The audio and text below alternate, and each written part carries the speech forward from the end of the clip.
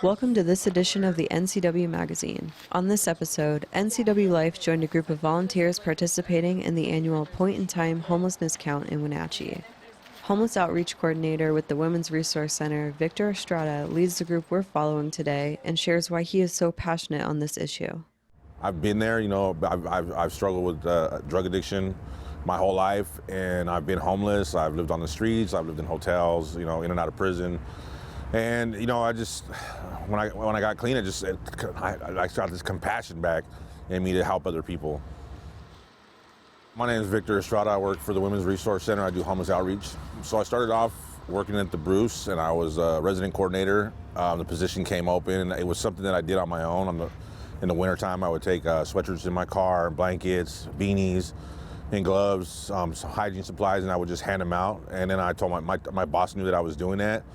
So when the position became open, she asked me if I wanted to step into the position. Laurel Turner, Executive Director of the Women's Resource Center, tells us more about Victor's vital role in the Wenatchee Valley. I would say you can't train someone to have the qualities that a formerly homeless person has. They're very persistent and they're very compassionate, and that just came with the package. But he also, you've seen Victor. He's a little intimidating, so I think people, don't fear him, but have a respect for him. And so a lot of times when we send out crews, especially if we have a woman in that position, we always have to send out two people. And we'd still like to do that, but Victor can kind of hold his own as well. But and again, it's just like the exterior doesn't match the interior. I mean, he's just got a heart of gold. He will also, if he knows we need specific things, he'll start researching on the internet, come to me and say, can I call Fred Meyer or Target or a store and see if they'll donate some things. And he's done that successfully and gotten donations. And he did the Bomba sock donation, which is really a cool deal. And they make socks specifically to donate. Zoomies does the same thing. They make an unbranded clothing line that they donate specifically to donate it. And we got like a whole pallet of things that were given out at the last point in time count. So he procures things that he can give away. He listens for what the true need is, and he makes sure that he can get those things and get them out to the street. He brings them more than just things. He really brings information and hope and tries to get people to come in. Developing that trust takes a long time for people. So having a personality like his is really one of the things that makes him so successful at what he does. And Victor's like a lot of the people we work with who are in recovery. Once they lift the veil of denial and not telling the truth, they just become so openly honest about everything. And you're right that he is just, he's just so genuine and real, and I just love that about him. Victor shares more about the scope of homelessness in the Wenatchee Valley and how the nationwide count works to address this issue. So today we're doing the pit count. It's a nationwide event where we go around and we count the homeless people in the community so we can get more resources for funding, grant money, RFPs. It's just more money to help the people in the community. So today we're going to be driving around. We got 3 cars. 2 of them are going to be doing the south end of Wenatchee with the homeless shelters. Just doing street outreach, and then there's going to be a team that's going to be doing East Wenatchee and North Wenatchee, North Wenatchee and East Wenatchee, and we're just going to go around and ask some questions to the homeless people, and actually, just take little surveys, and then we use that for the numbers so we can turn them into commerce. Yeah. So in our car we got hygiene items, we got razors, we got a few blankets, we got some jackets, we got socks, we got underwear. Pocket warmers, we got a couple tarps, some rain ponchos, and that's pretty much what we got. But at the community center, they're going to be giving out more stuff there. We're also going to be I'll be doing chili and soup, crackers, snacks. Central Washington Hospital is supposed to have a mobile unit out there. DSHS is supposed to have a mobile unit out there. And then I think a few different organizations are going to have tables set up there for resources. A lot of the people, coming out of one guy I'm dealing with right now, just recently out of prison. Most people, they lose their homes, they can't afford rent. It's just like hard times right now. And a lot of people, get out here, and once they get out, it's a struggle to get back, into regular housing, getting jobs, employment. It's really hard. There's no like low barrier shelter in the community, so it's really hard for people to get a hand up. Common struggles are a warm place to sleep at night, showers. There's barriers between them and the shelters that are currently in the community right now, and that's their biggest struggle is they can't pass a drug test, they can't pass a breathalyzer, or they don't have the money to stay in one of the shelters. It's not easy to get your life back together once you've fallen like this. It's really a struggle, and there's a lot of talk in the community about people helping, but you never really see it until you're out there helping them out. Man, I would just like to see homelessness end. I know it's something that's been going on nationwide for a long time, and it's not something easily overcome. But I think in the community, if we had a low barrier shelter, it would be a good start. With that and other services like mental health services, to connect them to anything that can get them into recovery from substance use disorder. I mean, that would be a big help. I found that the best thing to do is just like when you stop, you see somebody and you talk to them and treat them that they're human. It just makes them. It just gives them hope. It puts a smile on their face. I mean, I'll sit there and talk to some guys 45 minutes to an hour sometimes, and just talk to them about how life's going and their struggles. And when you give them stuff, I got called Santa Claus all winter, so it's pretty awesome to see just that little glimmer of hope in their faces. Coming up next, we'll talk with Housing Programs Coordinator Oliver Crane with the City of Wenatchee. Stay with us.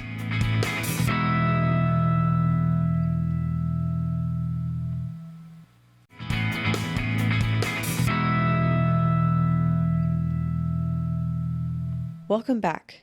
Housing Programs Coordinator with the City of Wenatchee, Oliver Crane, shares his passion for how he landed in his position with the city and their involvement with the Homelessness Count. My name is Oliver Crane, and I am a Housing Programs Coordinator with the City of Wenatchee.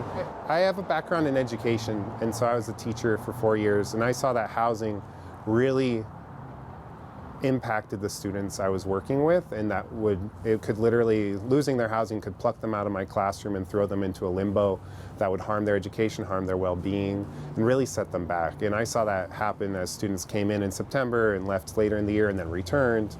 It was kind of a carousel thing. And so I really came into this work thinking about the impact on families, parents and kids. And since then, I've learned more about the impact it has on everyone. And so it really drives me in this work. The U-Count event is happening today. And it happens the last Thursday or one of the last Thursdays of January every year nationally. And it's an effort funded by the U.S. federal government to get an idea of how many people are living outside unsheltered and in shelters as well. So the main effort here in Chelan and Douglas counties is to count people who are staying outside and who have no other place to go. They could be in their car, they could be under a bridge, in an abandoned building. Our shelter partners are awesome in helping provide data about people who are staying in a temporary place, and so our effort mainly focuses on those who have nowhere else to go. So that data across the country goes down to the county level, and it really helps state and federal decision makers allocate resources effectively to combat homelessness. So it identifies areas of need. It really distinguishes between who has a place to stay, who can couch surf, who can find some housing resource, and who has nowhere to go, and who would need perhaps government assistance or some kind of assistance to obtain a place to stay. In 2018, we had 474 households who were homeless. The year before, we had 370. And so we're really curious this year to get out there. And those are people staying in temporary housing as well as those staying outside. And so we're really curious to get out there today and to look back at our data, have the state analyze it, give it back to us this summer, and get an idea of how many in 2019 are in a similar situation. People on the street would like to see more efforts made to assist them. They would like to see low barrier housing in our area, places that may not screen them out because they have an animal or have a criminal history. And that's something that the city's actively investigating through a low barrier subcommittee that is a group of community partners really coming together to think about what shelter options does our valley need. So it's ongoing work, and it's great to hear that people are willing to come forward and share their views on it with us.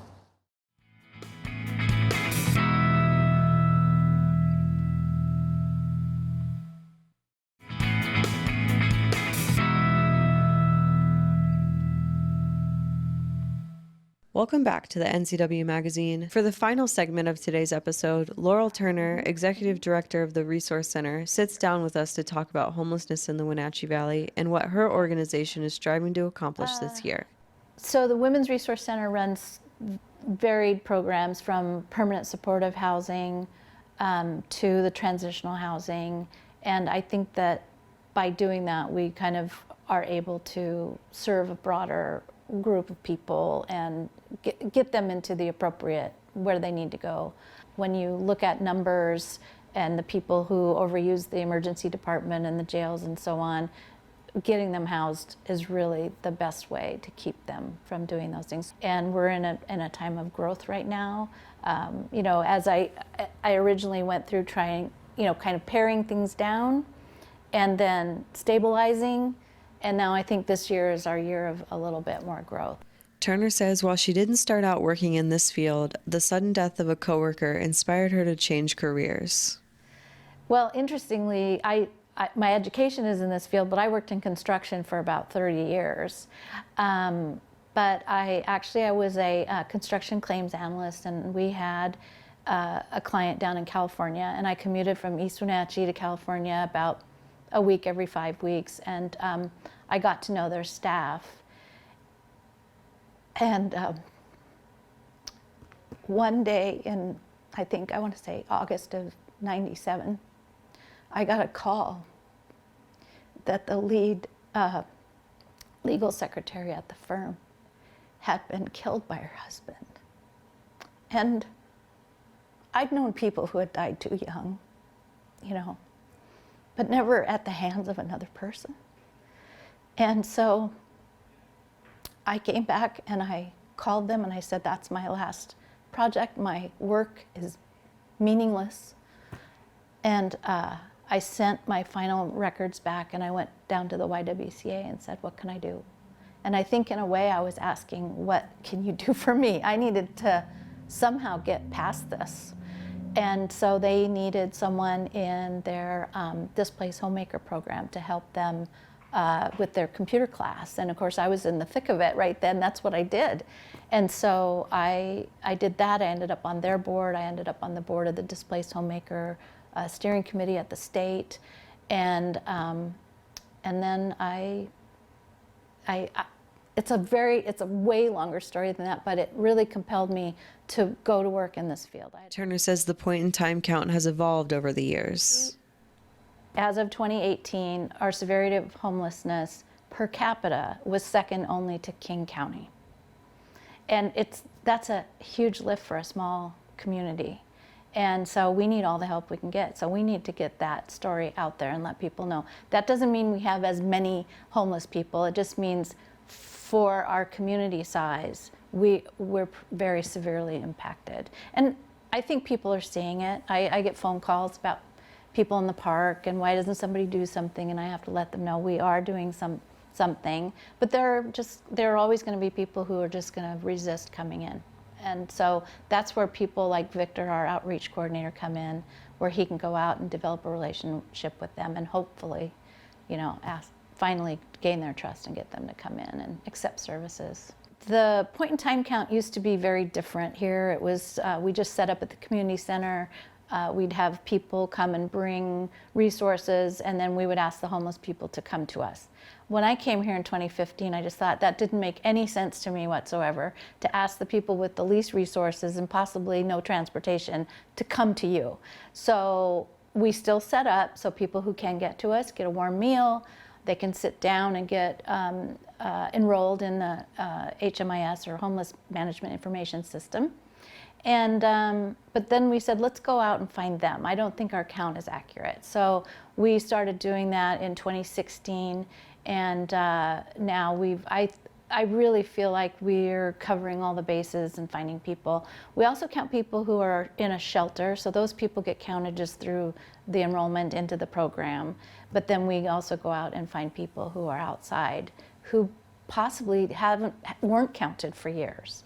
So I feel like the count is very accurate now. It just helps us to be able to say to them, look at the severity of homelessness in our area, and this is why we need funding. So when we talk to Commerce, or when the city talks to Commerce about getting their grant. So we're funded through grants that come from the Washington State Department of Commerce through the city of Wenatchee and then to us. And so they have to lobby Commerce and say, look, this is how severe it is. These are the needs in our community. And then we go to the city and say, we have a program that matches that need, and we need this much money to operate it. What's on the horizon for the Women's Resource Center? Turner says growth. So we applied twice to the Housing Trust Fund to get funded to add 20 more units out at our permanent supportive housing at Parkside. And we were turned down, and then we had a beautiful debriefing with Housing Trust Fund, and we described, and we found out they had some misperceptions about what we wanted to do. So they really encouraged us to come back to the table, and so we did, and we were awarded $3 million from Housing Trust Fund, and then $750,000 from the Federal Home Loan Bank.